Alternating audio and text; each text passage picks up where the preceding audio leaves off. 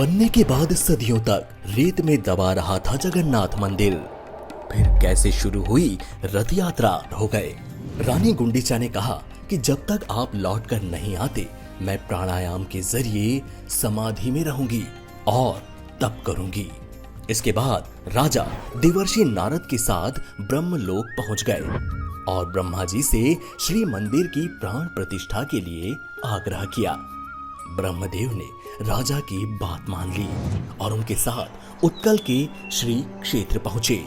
जब वे सभी वापस धरती पर लौटे तब तक कई सदियां बीत चुकी थीं। इस दौरान श्री मंदिर भी समय की परतों के साथ रेत के नीचे दब गया था और सदियों तक रेत में ही रहा था।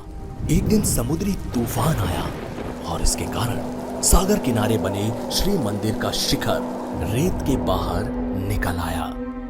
इसी दौरान राजा इंद्रद्युम्न ब्रह्मदेव को लेकर धरती पर आ गए।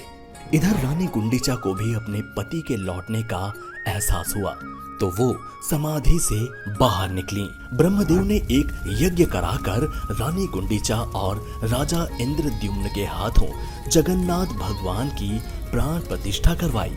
प्राण प्रतिष्ठा होते ही भगवान जगन्नाथ उनकी बहन सुभद्रा और भाई बलभद्र के साथ प्रकट हो गए और राजा इंद्रद्युम्न को कई वरदान भी दिए। इसके बाद भगवान रानी गुंडीचा की ओर मुड़े और कहा, आपने तो मां की तरह मेरी प्रतीक्षा की है। जिस स्थान पर आपने तपस्या की थी वहां गुंडीचा मंदिर स्थापित होगा और हम तीनों भाई बहन आपके पास आया करेंगे। संसार इसे रथ यात्रा के तौर पर जानेगा।